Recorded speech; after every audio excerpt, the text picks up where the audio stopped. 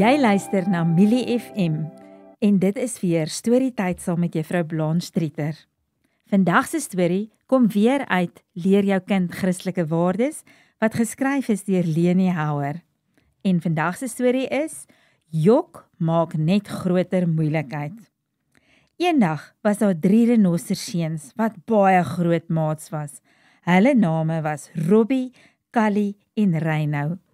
Robbie was die grootste en die sterkste en Callie was die vinnigste. Hulle het op 'n dag 'n bal ontdek wat die kinders verloor het, wat in die wildtuin kom kuier het.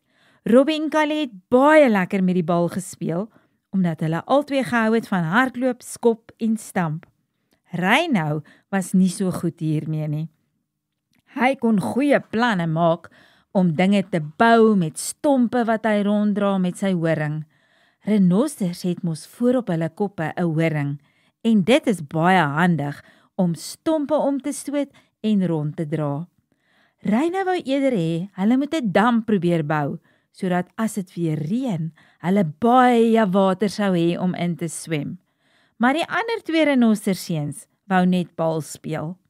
Daar was niks lekker vir Reinhou nie en hy het heel uitgevoel. Het jy ook al so gevoel tussen jou maatjies? Maar ou Reinhou maak toe 'n plan. Hy's mos goed met planne maak, maar hierdie plan was nie so 'n goeie plan nie. Hy dink toe, hy gaan vir Callie terg. Dalk sal hulle dan ophou sokker speel en saam met hom kom dam bou. O, maats, dink julle sy plan gaan werk? Kom ons hoor bietjie wat gebeur verder. Reinhou loop toe tot by Callie, waar hulle sokker speel, en hy begin om terg. Jy is 'n vettie, jy is 'n vettie, jy kan glad nie so vinnig hardloop soos ek nie, jy is 'n vettie.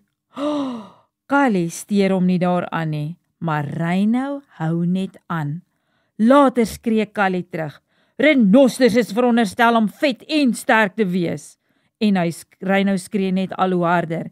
Jy is 'n vettie. Oh, maats, dis mos nie lekker as iemand jou so terg nie. Terg die maatjies jou ook partykeer. O, wat sê hulle vir jou? Dit maak jou hart seker bietjie seer partykeer, nê?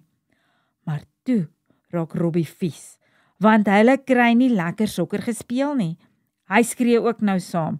Nee man Reinhou, los ons uit, ons wil speel. Reinhou wil hulle nie uitlos nie, want hy wil mos nou eintlik hê hulle moenie sokker speel nie. Hy begin toe vir Robbie ook terg. Ag jy is 'n dommie, jy kan nie eers jou somme in die skool reg kry nie. Ai, dit moes Reinhou nie gesê het nie, want arme Robbie het juis gister so gesukkel met sy somme. Hy is al moedeloos daaroor. Nou word Robbie kwaad. Reinhou hou nog steeds aan. Nou terg hy hulle somme al 2. Vettie en dommie, vettie en dommie. Hy wou nog aangaan, maar Robbie is net te kwaad. Hy hardloop so vinnig as wat hy kan na Reinhou toe en stamp hom met sy horing tussen sy ribbes. Hy weet hy mag nie eintlik 'n maat seer maak nie, veral nie met sy horing stamp nie, want dit maak sy mamma baie kwaad as hy dit doen. Maar Reinhou het nou net te ver gegaan. Gelukkig is Robbie se horing nog kort en nie klaar uitgegroei nie, want hy sou 'n gat in hom gestamp het met sy lang horing. Nou is dit net 'n donker grys kol op sy sy. Dis baie seer en Reinhou gaan dadelik huil na sy mamma toe. Sy mamma wil weet wat het gebeur. Sy dog hy speel saam met die ander seuns. Nee mamma, hulle wil nie met my speel nie, en toe stamp Robbie my ook nog. Kyk hoe lyk my sy, sê Reinhou huil vir sy ma. Nee, dis onaanvaarbaar, sê Reinhou se ma, en begin in Robbie en Callie se rigting stap, waar hulle nog ewe verstom langs hulle bal staan. Robbie se ma kom ook agter, hier het iets gebeur, en sy hou op gras eet, en staan nader om te hoor wat aangaan. Het jy vir Reinhou gestamp met jou horing? Vra Reinhou se ma kwaai vir Robbie. Oeps, Robbie besef, hy is nou in die moeilikheid. Hy weet hy mag so iets nie doen nie, en hy weet ook, wat gaan sy straf wees as hy dit wel doen? Sy ma gaan sy bal wegvat vir 10 slapies, en dit gaan net so erg wees. Hulle speel dan nou so lekker met die bal. Voordat hy verder kan dink, sê Robbie skaam, nee tannie.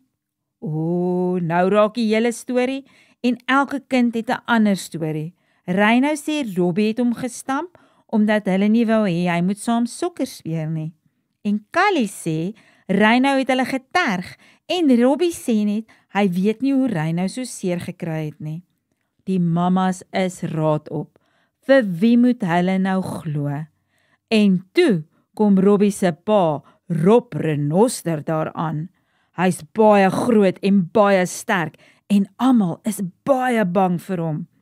Hy beskerm eintlik altyd die renosters teen die ander wilde diere, en dis nou vir hom baie sleg, dat die renosters onder mekaar beklei. Gelukkig word hy nie kwaad nie, maar hy maak 'n ander plan. Kom ons gaan vra vir Mani kameelperd wie moet ons glo, sê hy. Mani bly altyd kalm, hy weet dinge en hy sien goed wat die ander diere nie sien nie. Jy sien, Mani kameelperd het 'n lang nek en hy sien baie goed wat als in die wildtuin gebeur. En Robbie se mamma sê altyd, dit voel vir haar of Mani kameelperd tot in haar hart kan kyk en presies weet wat sy dink en voel. Nou loop al die renosters na Mani kameelperd toe, wat net 'n entjie weg staan en wy. Maar dit is nou eers al vir vandag, maats. Volgende week gaan ons verder lees wat het gebeur met die 3 renosters en met Mani kameelperd. So ek hoop julle het die storie geniet en ek hoop mamma en pappa gaan bietjie vir julle mooi vertel van alles wat ons vandag gelees het. Maar ek sien uit om volgende week vir julle die laaste deel van die storie te vertel. Onthou, hou aan om Millie FM te luister, want dit is kos vir groot ore en klein oortjies.